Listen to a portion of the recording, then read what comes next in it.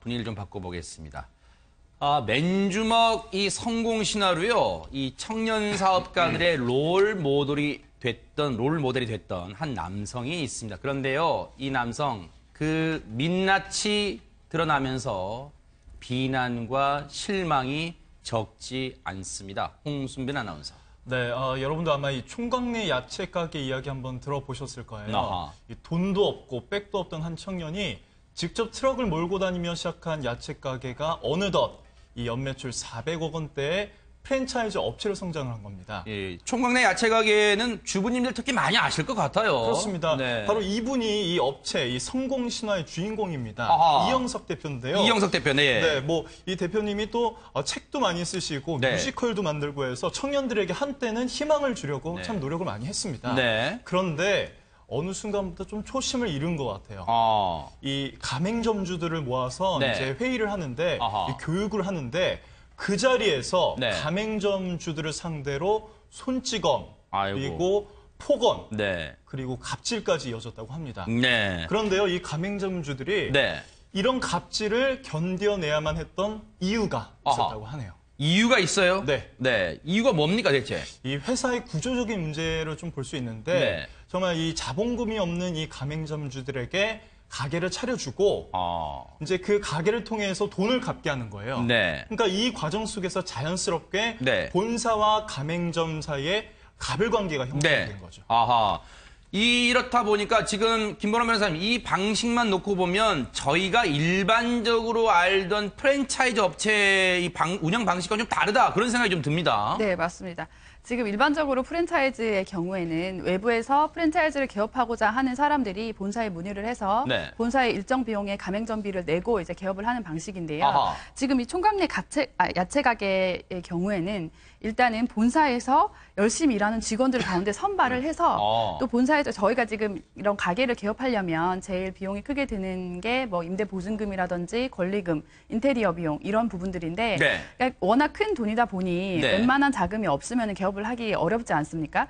총각내 야채 가게 경우에는 본사에서 열심히 일한 직원을 선발을 해서 본사에서 이런 비용들을 지원을 해주는 겁니다. 네. 해주고 이제 기자님께서 말씀하신 대로 이제 추후에 이렇게 갚아 나가는 방식으로 되어 있습니다. 네. 그러니까 어떻게 보면 긍정적으로 포장을 해보면 내가 돈이 없어도 열심히 일하면 가맹점주가 될 수 있다라는 희망을 줬다라고 네. 볼 수 있는데 지금까지 저희도 그렇게 알고 있었죠. 총각내 야채 가게 구조가 그렇다라고 알고 있었는데 이게 사실 본사에서 이 대표가 갑질을 하고자 마음 먹으면 본인 마음에 드는 직원 선발해서 하는 그러네요. 거고 그러니까 그 사람의 전권을 가지고 있는 거거든요. 아하. 그러다 보니까 이런 갑질 구조를 더욱더 강화하는 구조가 될 수밖에 없었던 거죠. 그러네요. 김 변호사님 말씀 들어보니까 이게 외형상으로는 맨주먹으로도 쉽게 말하면 시체말로 맨땅에 헤딩을 하더라도 성공할 수 있다. 그런 걸 보여주지만 이게 구조적으로 보면 이 대표가 마음만 먹으면 갑의 행세를 할 수 있고 그 가맹점주들은 을이 될 수밖에 없는 그런 구조다 이런 생각이 드는데 김복준 의원님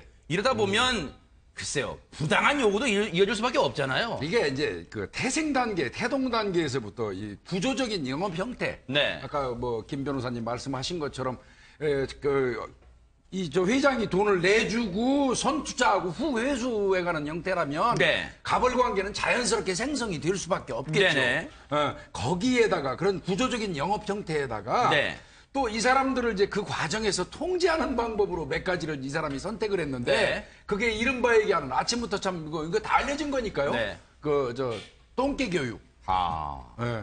근데 강제로 500만 원을 교육비를 받고 2주에 한 번씩 똥개 교육이라는 교육을 시켜요. 네. 그 교육 형태도 엄밀히 얘기하면 이거 그 사람이 갚아야 할 돈이기 때문에 네.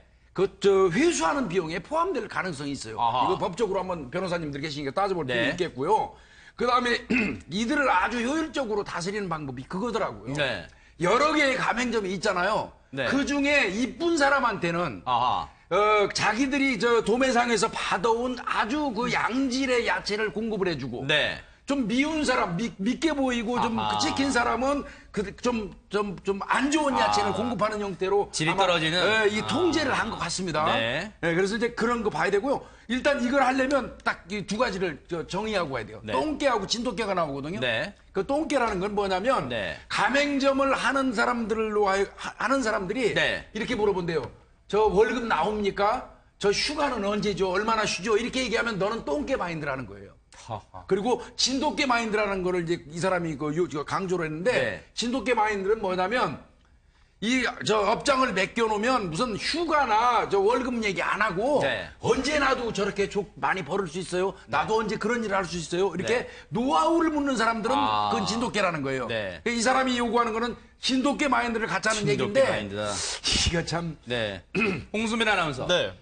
지금 이제 아침부터 이런 표현 지금 계속해서 써서 시청자분들께 송구합니다만 어쨌든 이 이영석 대표라는 사람이 실제 교육 과정에 썼던 표현이기 때문에 제가 인용합니다만 네. 똥개 교육, 진돗개 교육 대체 구체적인 교육 방식이 뭐였길래 지금 가맹점주들이 이렇게 피해를 호소하고 있습니까? 그렇습니다. 이 교육은요, 2주에 한 번씩 열리는 점주를 상대로 한 교육이라고 합니다. 네. 그런데 이제 이 교육에서 뭐 침묵을 다지는 부분도 있고 또 앞으로 회사가 나아갈 방향도 좀 논의하는 부분도 있는데 네. 여기서 이 점주들에게 폭언과 폭소를 한 겁니다. 뭐 예를 들면 누구누구야 너는 부모 될 자격도 없다. 이건 자기가 정말 무슨 자격으로 이런 말을 정말 해요? 뭐 회사와는 전혀 관련 없는 정말 감정적인 발언으로밖에 볼 수 없고요. 네. 그 말을 하니까 이 한 젊은 점주가 그 말을 듣고 주변의 다른 점주들 사이에서 너무 창피했다. 그렇죠. 그때 너무 심했다. 이렇게 표현을 하고 있습니다. 네.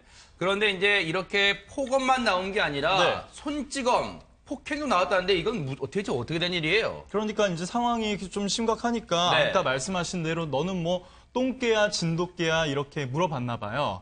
직접 대놓고 물어보는 거예요, 사람한테? 모든 사람이 다 있는 앞에서 대놓고 어허. 물어봅니다. 네. 그런데 이 점주가 저는 진돗개입니다. 네. 라고 얘기를 하니까 갑자기 손찌검을 합니다.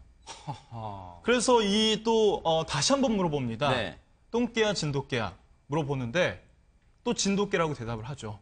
네. 또 때리고. 그리고 나서 또 때리는 겁니다. 아니, 진돗개는 아까 김복춘 의원님 설명드리려면 이 사람이 원하는 상이 진돗개라는데 왜 때리는 거예요? 그렇습니다. 이제 이 사람은 잘 모르겠는데 저도 그거는 네. 굉장히 감정적인 이렇게 발언이 섞인 것 같아요. 네. 그러니까 다시 한번 정리를 해보자면 네. 똥개는 이 월급을 좀 물어보려고 하는 그런 마인드를 가진 점주들. 네. 그리고 진돗개는 이 노하우를 어떻게든 좀 배우려고 하는 점주들이라고 이제 구분을 해놓고 네. 계속해서 이제 똥개와 진돗개가 물어보는 건데 네. 진돗개는 앞서 말한 네. 것처럼 휴가 언제입니까? 물어보는 게 똥개고 이 사람이 원하는 사람은 그런 것도 물어보지 않고 묵묵히라는 게 진돗개라는데 네. 이게 논란이 되니까 이영석 대표가 그랬대요. 언론 인터뷰 때. 사실은 때리기 전에 사전에 이 맞는 점주와 짜고 한 거다. 내가 이렇게 할 테니까 기분 나빠하지 말고 형이 너 사랑하는 거 알지? 하고 때린 거예요. 나쁜 쪽으로만 몰아가려면 제 행동 하나하나가 다 나쁠 겁니다, 아마. 그런데요, 이인철 변호사님. 네. 글쎄요, 이게 우연일까요? 이영석 대표가 책을 써냈는데 그 책이 변명하지 말아요. 네. 진짜 변명하지 말고 처벌을 받아야 될 것 같은데요. 네네. 뭐 눈에는 뭐가 보인다고 이 사람이 개를 정말 좋아하는 건지 네. 아니면 생각하는 수준이 그 정도밖에 안 되는지 네. 정말 한심합니다.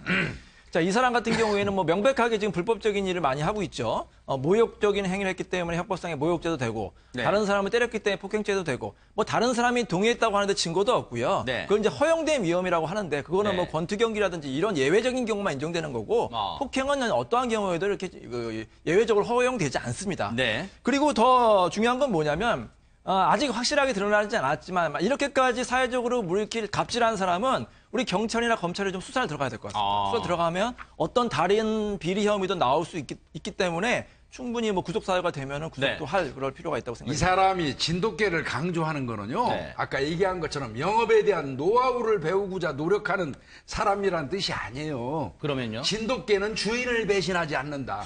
주인을 물지 않는다는 개념에서 진돗개를 강조한 겁니다. 네. 즉 말하면 네. 본인이 본인의 돈으로 다 돈도 투자하고 매장도 열어줬으니까 네. 너희들은 나한테 충성을 다해라. 진돗개처럼 주인 물지 말고 네. 그 얘기입니다. 네. 그런 의미에서 봐야 되고요. 네. 아까 똥개 교육 어쩌고 하면서 때린 거를 짜고 사전에 했다? 네. 좋습니다. 저는 사전에 승인받고 때렸다고 생각은 안 해요. 제 개인적으로. 지금 이인철 변호사님 말씀하신 것처럼 이거 수사해야 돼요.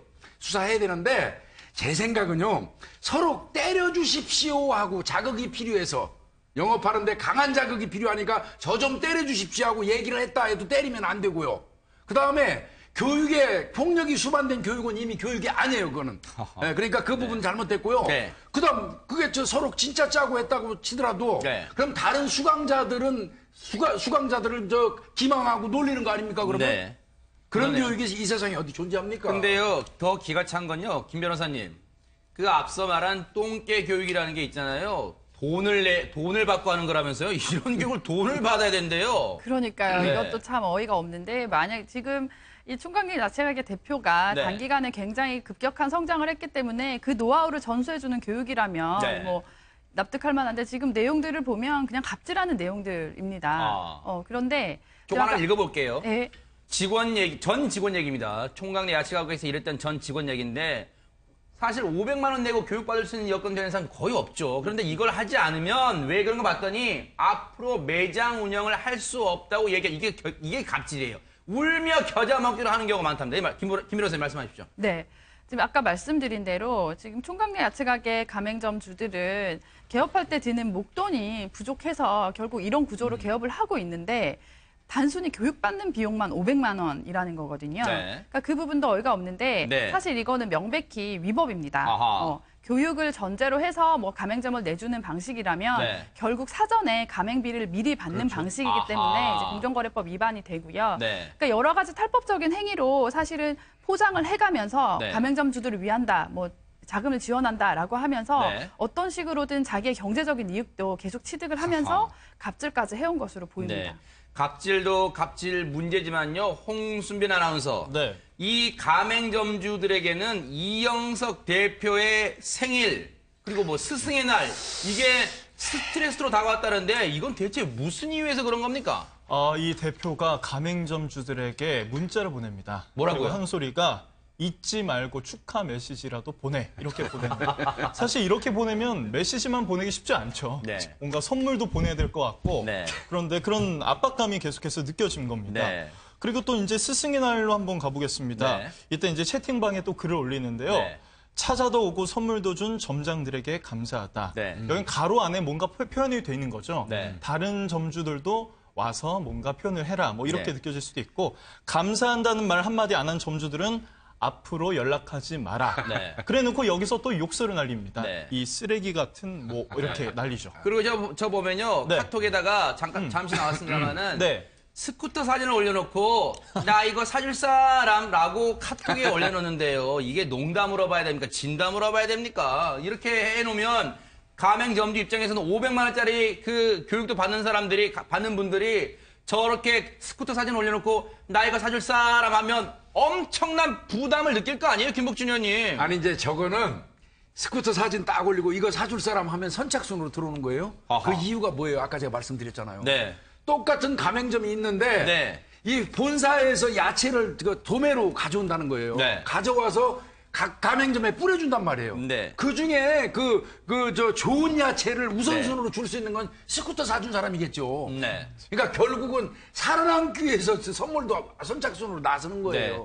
그런 걸 가지고 장난을 치는 거죠. 정말 그 아주 좀 저질스러워. 이인철 변호사님. 네네. 이거 보니까 뭐 이런 생각 안 들었어요. 무슨 사이비 교주 같다는 생각이 들어요. 아. 강의료를 걷는 거는 뭐 이렇게 헌금 같은 거를 강요하고 뭐 사달라고 하고 그리고 또 맹목적으로 따를 수밖에 없잖아요. 그러니까 이 사람은 처음부터 머리를 이렇게 꼼수를 쓴 것 같아요. 그러니까 가맹비나 보증금 같은 경우는 나중에 돌려줘야 되잖아요. 근데 사실 강의료 같은 거라든지 뭐 스쿠터 같은 거 사준 건 나중에 법적으로 돌려줄 필요가 없다고 생각하니까 자기는 어떻게 보면 본전 다 뽑았다 이렇게 생각하는 거예요. 네. 그래서 근데- 굉장히 좀 머리가 나쁜 쪽으로 돌아가고요. 그러네요. 좀 어떻게 보면 재질이 굉장히 안 좋은 것 같습니다. 그러네요. 홍순빈 아나운서. 네.